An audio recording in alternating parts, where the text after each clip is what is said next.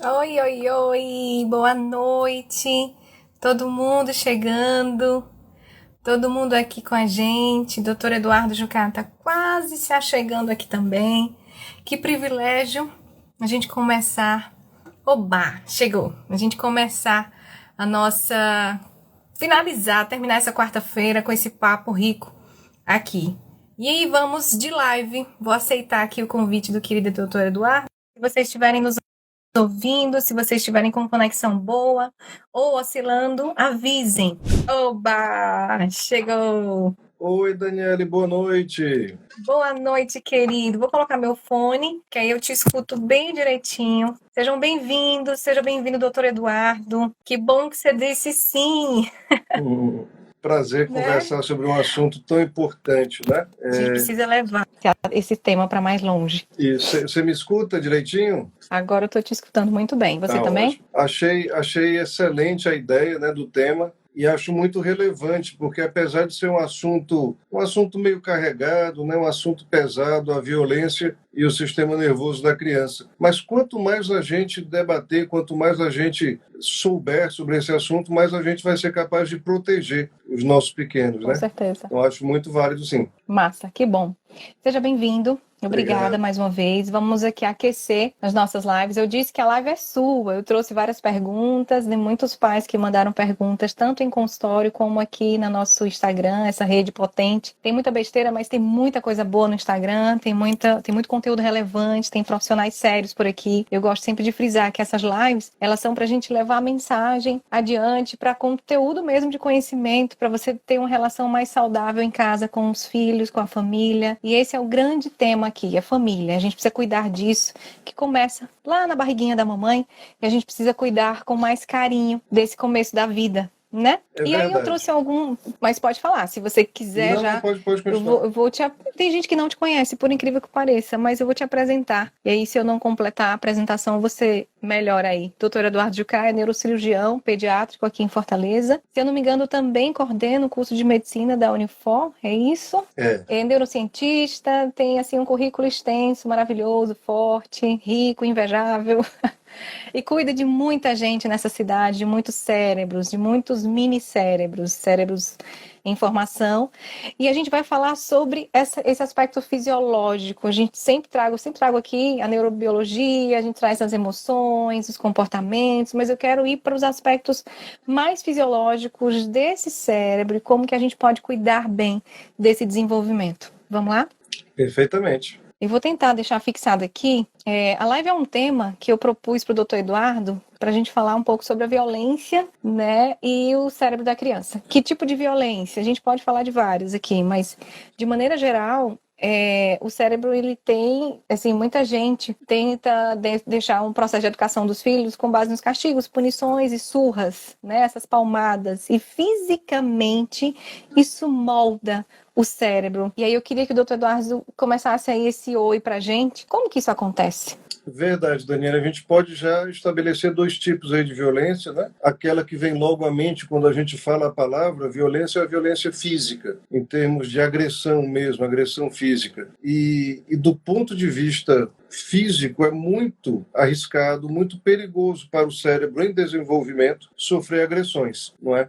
A gente sabe que cada região do cérebro tem um papel principal em determinado tipo de função. A localização cerebral é algo que vem se desenvolvendo ao longo da história da neurociência. Então a gente sabe que cada região tem uma função principal. O que vem se aprimorando nesse conhecimento é que essas localizações não são isoladas. Então não é um armário com gavetas em que cada uma está isolada. É mais como se fosse uma central telefônica, uma central de comunicação em que cada região se comunica com as outras, mas elas têm sim um papel principal. Então eu tenho nos lobos frontais maior capacidade aí concentrada de escolha de comportamentos estratégicos, de raciocínio, de tomada de decisão, de planejamento. Eu tenho nos lobos temporais boa parte do controle emocional. Eu tenho na parte inferior e posterior do lobo frontal esquerdo a área da fala. Tenho no limite ali entre o lobo frontal e o lobo parietal a área motora, tanto de um lado como do outro.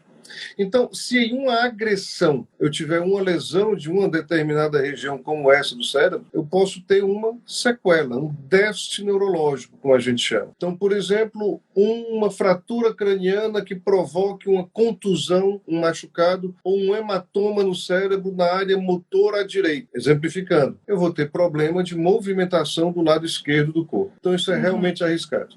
E quando eu falo, então, do lactente, da fase mais precoce do bebê de meses, não é? Isso traz riscos adicionais. E, às vezes, a gente está cometendo agressões contra o cérebro da criança sem nem saber. Sem saber. O lactente, ele tem veias que conectam o cérebro à caixa craniana por dentro e que podem ser rompidas, por exemplo, no ato de sacudir o bebê. E existe, inclusive, uma entidade, uma condição chamada Síndrome do Bebê Sacudido, do inglês Shaken Baby Syndrome. Então, eu posso provocar um hematoma subdural, ou seja, entre a membrana da dura mater e o cérebro, comprimindo o cérebro, só pelo ato de sacudir vigorosamente um bebê. E, às vezes, na fase de lactente, o bebê, às vezes, chora muito, tem uma cólica, a família, às vezes, com dificuldade em contornar um momento de estresse, de ansiedade, de cansaço, é levada a esse gesto, que deve ser absolutamente desencorajado e evitado, de sacudir o bebê. Isso pode provocar, então, a síndrome do bebê sacudido e o hematoma subdural. Então, tudo isso a gente precisa saber para proteger bem as nossas crianças. E aí a gente tem um outro tipo de violência, que é a violência psicológica, né? A violência de um ambiente hostil, de um ambiente que gera estresse. Estresse. Ora, todo o organismo, ele se prepara para enfrentar condições de estresse. E isso vem ao longo da evolução. Os animais vertebrados que habitam o ambiente natural, eles também têm reações orgânicas, reações fisiológicas, hormonais, de enfrentar o estresse. E aí são liberadas substâncias, hormônios, por exemplo, que nós precisamos para enfrentar situações perigosas. E isso é útil nas situações perigosas. Por exemplo, um hormônio chamado cortisol é liberado em situações de estresse e ele prepara o nosso corpo para enfrentar os perigos. Porém, uma criança lactente, primeiros anos de vida, que passa por situações de estresse contínuo, sob o efeito desse cortisol, acaba tendo dificuldade de aprendizagem, de concentração, de controle emocional, porque justo na fase mais importante da formação do cérebro, ele está exposto cronicamente a um ambiente que não é adequado, que não é propício. E estudos revelam, inclusive, perda neuronal, morte neuronal, quando o cérebro está exposto a um ambiente com cortisol elevado de maneira crônica. E há regiões mais suscetíveis, por exemplo, a região do hipocampo. O hipocampo a gente conhece, envolvido em processos emocionais, envolvido também no processo da formação da memória. Então, olha o quanto que há de importante que é prejudicado, que é danificado em uma situação de estresse contínuo, constante, como é, por exemplo, viver em um ambiente violento, né? Em um ambiente com agressões em que a criança permanece o tempo todo com medo. É impressionante porque os pais estão muito cansados, sabe, doutor Eduardo? Eu tenho recebido muito essa demanda. Tem uma exaustão parental acontecendo com força, como diz. Essa exaustão, ela que não está relacionada diretamente à quantidade de filhos que esses pais têm. Eu vi isso, se eu não me engano, foi de 2019. E depois eu trago a fonte para vocês aqui quando eu salvar a live. Mas eu vi que não está relacionada diretamente à quantidade de filhos, mas à rede de apoio que essa mãe e esse pai têm ou não. E na falta da rede de apoio, eu tô ali organizada e desorganizada no puerpério, na oscilação hormonal dessa mãe. Muitas vezes o pai tá fora buscando o pão de cada dia, a mãe tá dentro da cria ali, a licença paternidade, ela não fecha a conta da licença maternidade. Então, isso tudo dentro das políticas públicas aqui do nosso país potencializa essa quantidade de famílias estressadas, essa quantidade de famílias com muita injeção de cortisol, né, no seu dia a dia. E esse bebê sacudido, o bebê negligenciado, o bebê agredido, o bebê que fica muito vulnerável, que já vem vulnerável, obviamente, é um bebê que tem um risco muito maior de dificuldade, de problemas de crescimento e desenvolvimento. E, obviamente, o estresse vivido diariamente por esse pequeno cérebro, e você vai me corrigir se eu estiver errado, é um aprendizado, porque aquele cérebro ele começa a entender que só existe esse caminho, o caminho da violência, do estresse, do desafeto, do desamor, Aí você se blinda de alguma forma, essa criança, esse bebê vai ter que se desenvolver, vai ter que se defender. E ele só espera, ele aprende a esperar estresse. E é um ciclo repetido, e eu fico dizendo muitas vezes aqui para as famílias que a gente precisa cuidar muito, porque é uma geração que vai cuidar desse planeta, que vai cuidar da sociedade, que vai estar aí dirigindo a vida urbana, e a gente precisa organizar isso, mas a gente não entende. As pessoas não entendem o porquê de cuidar, de entender comportamento infantil, cérebro infantil, desenvolvimento infantil, porque está ali na frente, essa conta vai chegar para o nosso planeta, né? É uma coisa que gera outra. É preciso entender os primeiros anos de vida como uma janela de oportunidade importante e indispensável para preparar o cérebro para o resto da vida, para o aprendizado, para a convivência com o outro, para a convivência em sociedade. Social. E muitas vezes a gente submete as crianças, vê crianças em situação de violência cotidianamente sem nem perceber, não é? E os últimos anos têm sido muito difíceis, muito duros. A situação da pandemia levou a todos nós, não é? Aos limites do controle emocional e do ponto de vista social também o prejuízo muito grande. Então a gente vê, Daniele, na nossa cidade de Fortaleza e em todas as grandes cidades do país, as crianças em situação de vulnerabilidade, não é? Nas ruas, nas calçadas, acompanhando ali suas famílias, estão batalhando pela sobrevivência. E é um ambiente inseguro. É um ambiente em que ela está sujeita a agressões, mas mesmo que não haja uma agressão física direta, ao medo, não é? Sim. Em uma situação de estresse contínua que pode deixar consequências para o resto da vida. E quanto a esse aspecto de perder a oportunidade, não é? De preparar o cérebro para o aprendizado, para uma vida saudável, eu gosto sempre de lembrar dos trabalhos do Daniel Kahneman, que é um psicólogo, vencedor do Prêmio Nobel de Economia. Olha que engraçado. Por que ele ganhou o Prêmio Nobel de Economia? Porque ele trabalhou em cima de decisões, tomada de decisões, e isso envolve decisões na área também econômica, e por isso que ele foi premiado. Mas o que é que diz o Daniel Kahneman do ponto de vista neurocientífico? Que nós temos dois sistemas de pensamento. O sistema 1, que é rápido, pouco reflexivo e usado em situações de urgência, de fuga ou de luta, em que decisões assim imediatas são necessárias. Por exemplo, se tem algum animal feroz correndo atrás de mim, eu vou usar o sistema 1 para decidir fugir. E o sistema 2, que é reflexivo, que é lento, que consome energia, inclusive energia do ponto de vista biológico, em termos de glicose mesmo, de nutriente.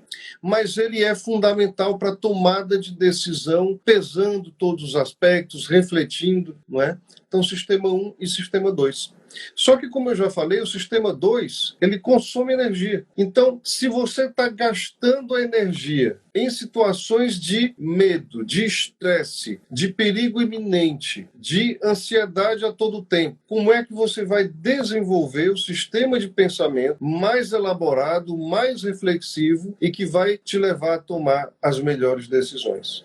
Então, veja a desvantagem que uma criança submetida à violência, ela já tem de saída no começo da vida em relação aos outros indivíduos que crescem em um ambiente saudável, com segurança, em que ela se sente protegida e amada. E a relação com o cuidador, não é? Com a família próxima, com a mãe, com o pai, com as pessoas próximas, essa expressão que tem nos artigos, nos trabalhos em inglês, sempre com muita importância, o caregiver, é uma relação fundamental, porque é no cuidador, que geralmente é mãe, pai ou a pessoa mais próxima dela na composição específica de cada família, é no cuidador que a criança vai sentir a segurança.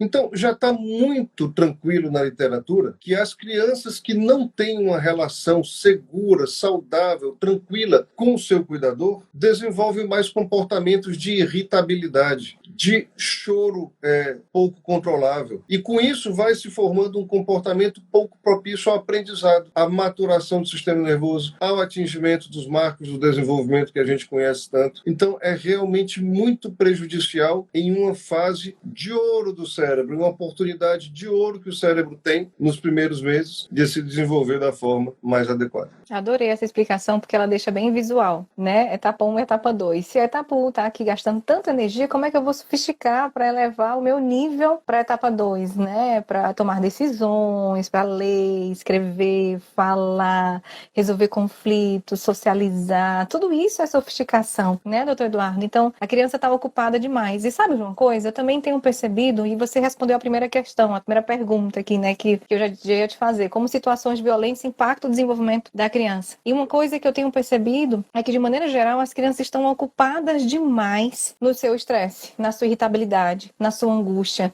na sua tagarelice de mente, de situações de negligência. A gente precisa dizer aqui quais são essas situações, né? Assim, do grupo, de maneira geral, do grupo familiar, dessa situação que a pandemia trouxe. Tem uma série de situações que tornam esse cérebro mais vulnerável, essa criança mais vulnerável. Na sua opinião, que situações são essas que a gente tem vivido ultimamente cada vez mais? E parece que está uma época, você está certa, né? Em que a violência tem se tornado muito presente, né? Sim. A gente tem visto aí episódios em estádios de futebol que deveriam ser um ambiente voltado Seguro. ao lazer e à diversão saudável. A gente tem visto a guerra lá na região do leste europeu. A gente tem visto a situação, de novo, das famílias nas ruas. Então, a violência tem se tornado muito presente, né? E isso vai realmente trazendo todos esses prejuízos para a criança, e as situações mais perigosas são essas que a gente já comentou, tanto de violência física, com possibilidade de lesão de parte do cérebro, e da violência psicológica, com agressões verbais com a criança, submissão a situações de estresse, de cobrança ou mesmo de castigo físico, né? E aí uma coisa pode retroalimentar a outra. Uma criança que sofre castigos físicos tem o risco de uma lesão cerebral direta e também o risco do estresse e da insegurança e do medo que aquela agressão traz. Então fica físico, mental, cerebral e um ciclo vicioso. Agora, do ponto de vista estrutural, cerebral, o cérebro também vai estruturalmente, em termos de redes neurais, sofrendo o prejuízo de situações como essa. Você falou da explicação anterior que ficou visual. Pegando o gancho, estudos de ressonância funcional já mostraram que presenciar visualmente cenas de violência ou ouvir agressões verbais, isso, nas primeiras fases do desenvolvimento, provocam prejuízos, provocam, às vezes, até perda neuronal nas regiões da visão, lobo occipital, e na região primária, na área primária da audição, que fica ali no lobo temporal. Como se o cérebro dissesse: eu não quero ouvir isso, eu não quero ver isso. Então, aquelas regiões sofrem uma perda neural, uma perda neuronal. Isso já foi mostrado em exames de ressonância funcional. Imagens. Então, até do ponto de vista estrutural, o cérebro da criança é prejudicado quando em contato com situações de violência. Uhum. Tem um conceito, Daniele, que ajuda muito a gente no enfrentamento desse problema, que é a neuroplasticidade.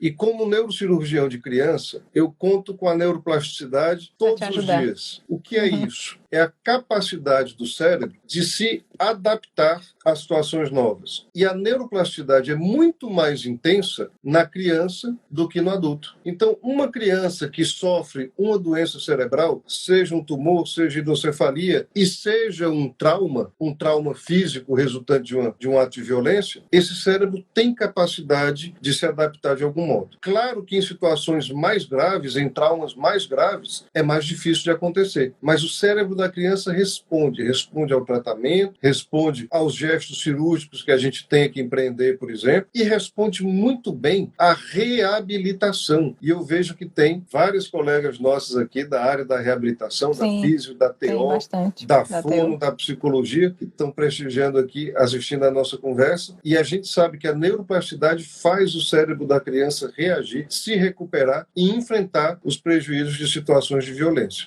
Mas a gente não pode contar com isso, porque lesões mais graves têm mais mais resistência, sim, à recuperação, então a gente não pode contar com a sorte.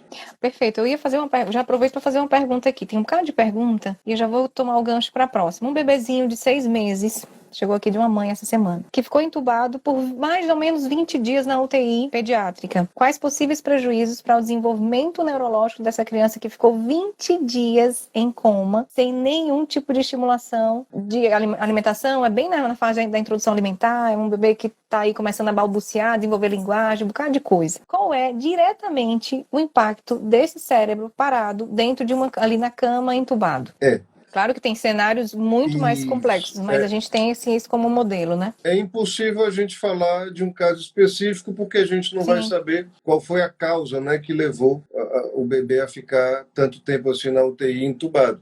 Se for, por exemplo, hemorragia cerebral, a resposta vai ser uma. Se for uma infecção pulmonar que não tem a ver diretamente com o cérebro, a resposta vai ser outra. Agora, evidentemente que esse tempo sem estimulação em uma fase tão nobre pode provocar uma demora no atingimento dos marcos de desenvolvimento, um atraso no desenvolvimento neurológico, mas se não houvesse lesão cerebral direta, com o trabalho de reabilitação pode ser recuperado de uma maneira muito gratificante. Então, não dá para decifrar assim um caso específico, mas dá para encorajar bastante que, se for uma situação de coma, de sedação, de intubação, mas que não tem uma lesão cerebral direta, há boa possibilidade aí de recuperação com a reabilitação e o estímulo. E aí a gente tem recebido também centenas de casos de autismo, de crianças pequenas. Recentemente eu atendi uma criança de menos de 3 anos, não verbal, que ele usava capacete, porque nas crises de desregulação emocional, ele bate a cabeça na parede. Toda vida que ele se frustra, não recebe um não. Então, para proteção desse sistema nervoso, os pais ficam preocupados e colocam um capacetezinho, proteções,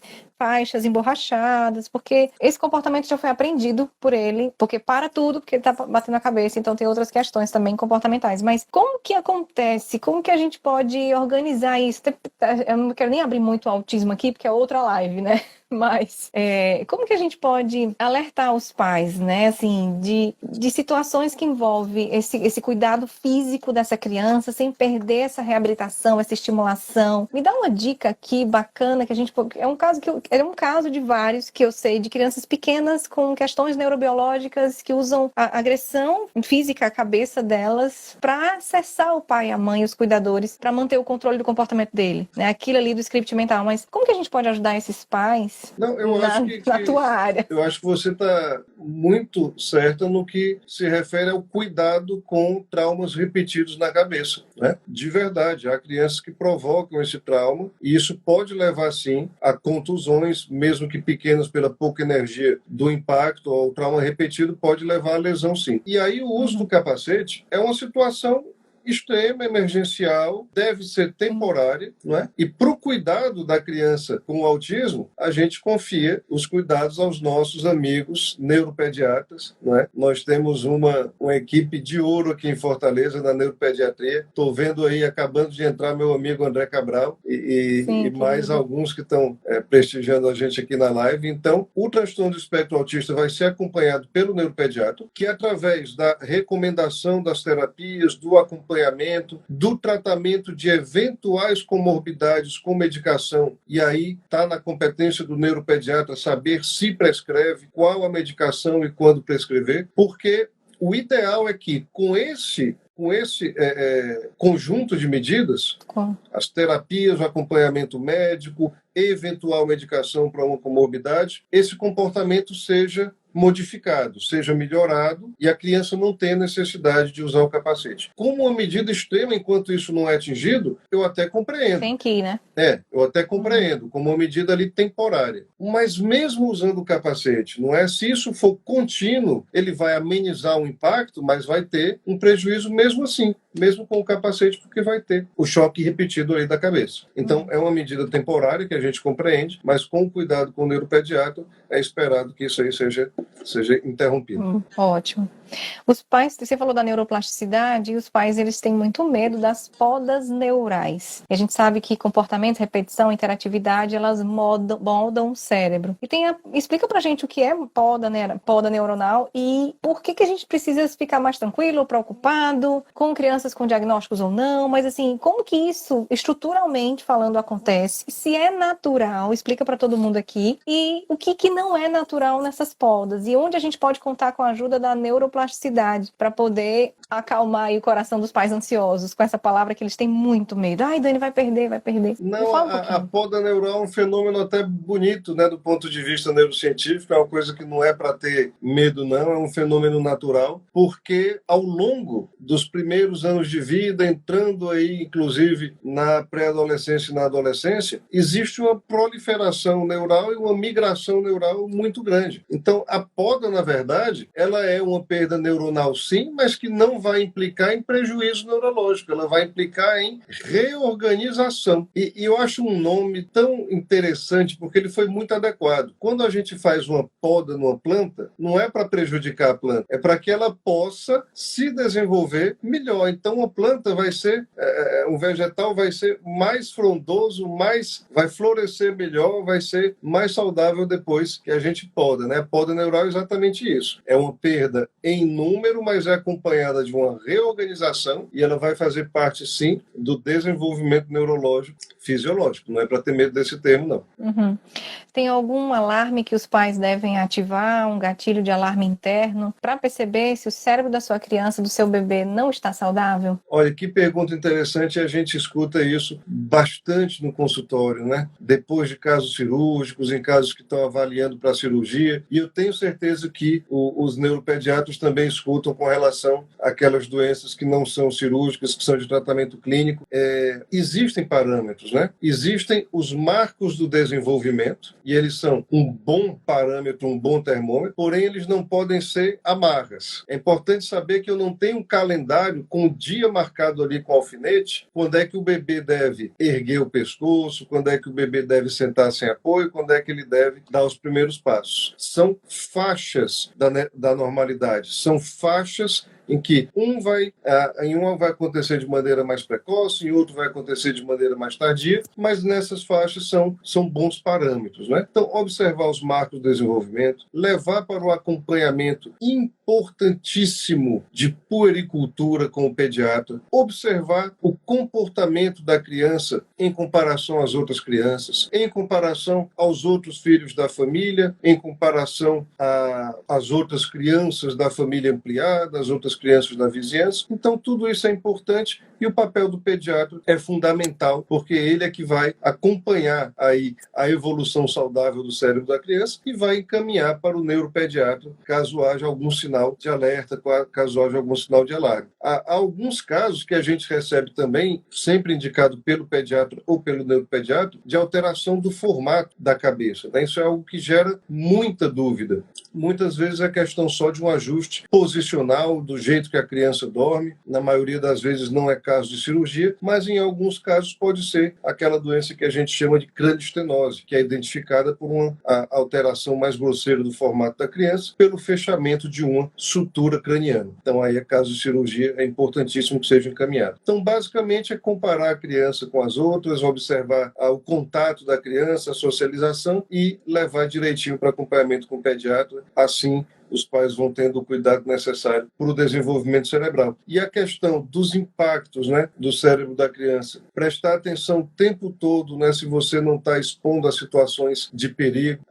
No início da vida esportiva, de atividades aí ao ar livre, muita criança novinha gosta de andar de skate, ou de bicicleta, ou de patins. Aí sim, viu, Daniele? Aí sim, capacete o tempo todo. Né? A gente já atendeu muitos casos de traumatismo craniano nessas situações aí de início da vida esportiva. Não é um caso de violência, mas é um caso que traz sim impacto para o cérebro da criança, pode trazer fratura, contusão, hematoma, pode trazer o risco da necessidade da realização de uma cirurgia. Então sim, na vida aí do lazer, da diversão ao ar livre, também tomar todos os cuidados com os impactos com o cérebro da criança. Você falando aí dos marcos de desenvolvimento, dos números, de prestar atenção nos sinais, que são adequados ou não. E é impressionante que a gente é convidado a ser especialista nos nossos filhos quando nós somos pais. Mas a gente não leva isso tão a sério algumas vezes. Nada de nóia, claro, mas assim, é meio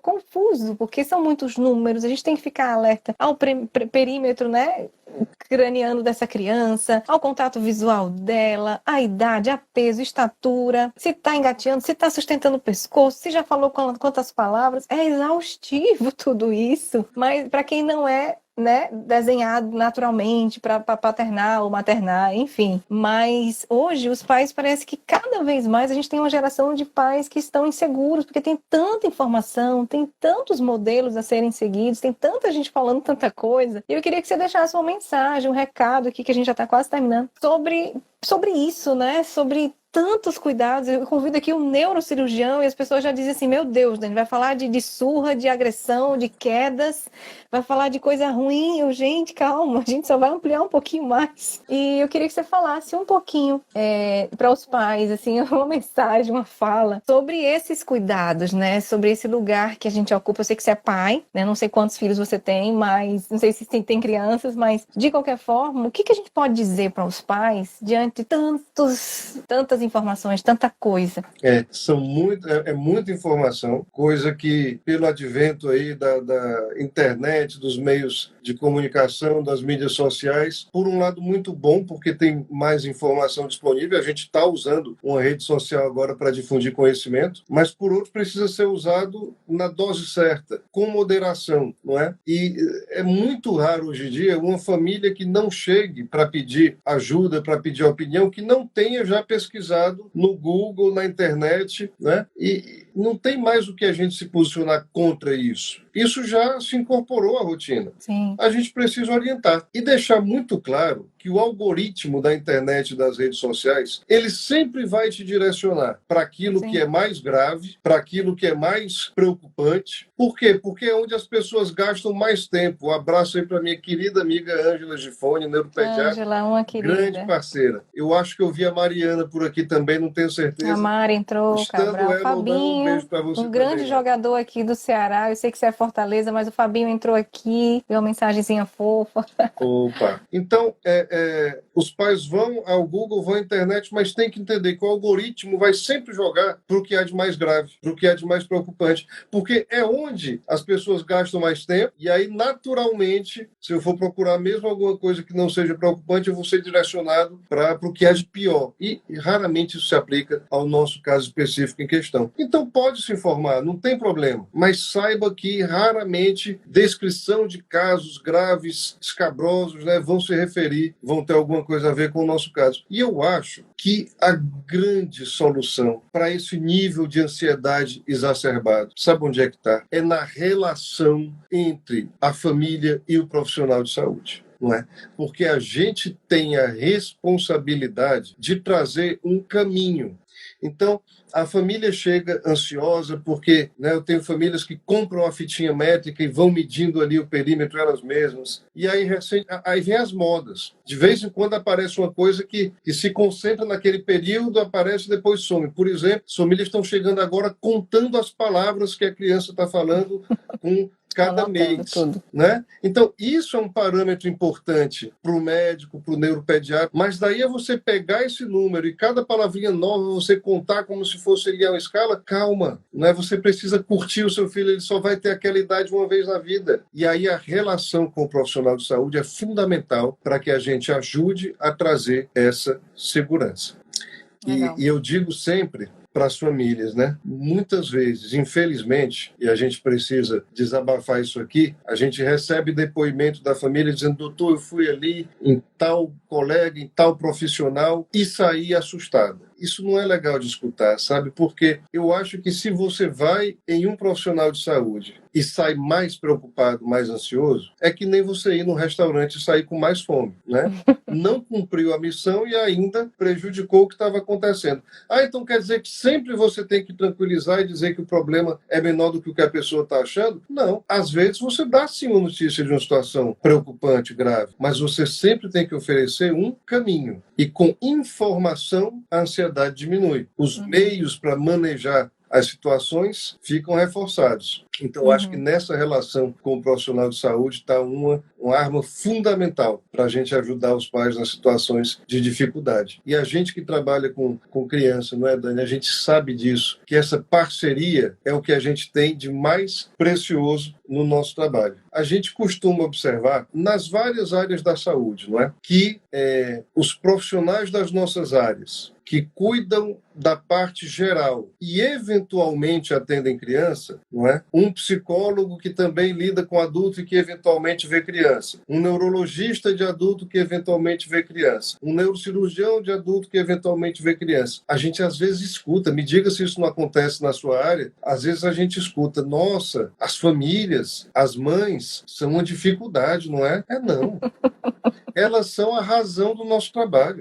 Elas são as maiores parceiras, as famílias e as mães e os pais e os cuidadores, porque são as únicas pessoas que têm a linha de base da criança, que sabem como é que ela se comporta, que sabem como é que o sistema nervoso delas funciona no basal. Então são elas que podem identificar a mudança, que é um sinal de alerta para situações que podem exigir os nossos cuidados. Inclusive no tema aí da nossa live que a gente comentou bastante, no tema da violência, que pode acontecer de maneira que o cuidador, que a família não tenha conhecimento e aí precisa ter os sinais, ter as pistas para detectar situações preocupantes. Inclusive, nessas situações, é a família que suspeita, que tem a linha de base da criança, que sabe como é que é o funcionamento do sistema nervoso delas e que pode dar um alerta que a gente pode ajudar a identificar uma situação de risco. Perfeito, perfeito, é isso mesmo. E potencializa o trabalho da gente, né? A família, demais. Não existe cuidado se não devolver para a família, né? Esse conhecimento, essa informação, acalma muito quando eu dou para, às vezes, os pais os diagnósticos, né? Não, procura aqui um neuropediatra, raríssimas vezes, vai no neurocirurgião, dá uma olhada nessa situação, alivia, porque tem informação, tem uma base ali que sustenta, eu não sou incapaz, finalmente, o que está acontecendo não é porque eu não dou conta como mãe ou como pai, isso dá uma acalmada, reduz realmente essa ansiedade e trazer informação, a ciência já chegou onde era para ter chegado há muito tempo atrás, mas já chegou na informação de dizer que o amor cura muita coisa, que é esse início da vida, que esse início aí de formação neuronal da criança é muito impactado pela forma de apego saudável, seguro, funcional, amoroso, afetivo, né? E diretamente vai responder isso, tanto estruturalmente, como o senhor falou aqui, como nas questões, né, de habilidades mesmo, né? Então, a gente já conseguiu entender isso, que a neurociência trouxe pra gente essa informação valiosa, mas a gente precisa fazer isso de formas repetidas, por isso que minha intenção aqui nessas lives, nesse papo contigo agora, é para dizer assim, meu povo, pelo amor de Deus, vamos entender que castigo, violência, abusos, eu tenho atendido muito caso de abuso infantil, infelizmente. Eu tenho atendido muitas famílias onde a criança chega com hematomas, né? Por isso que minha motivação de trazer esse papo aqui é também para levar para todo mundo de castigos, de que punição, de que esse medo enraizado na cabeça, no cérebro dessa criança, desse adolescente, é não porque ele quer resolver um problema ou melhorar como indivíduo, mas por medo de levar uma surra, de levar um tapa, de levar um beliscão. Isso repetidas vezes no desenvolvimento desses pequenos, Daniel, é trágico. E assim, a gente só consegue enfrentar uma situação que a gente identifica, né? E aí eu me lembro que durante a minha especialização na França, em neurocirurgia pediátrica, a gente diagnosticava a equipe, em média, 2 casos de agressão, de violência com a criança, que tinha como consequência hematomas cerebrais ou fraturas. Então, a média era essa, 2 por semana, não é? Uau. E aqui, no Brasil, em Fortaleza, é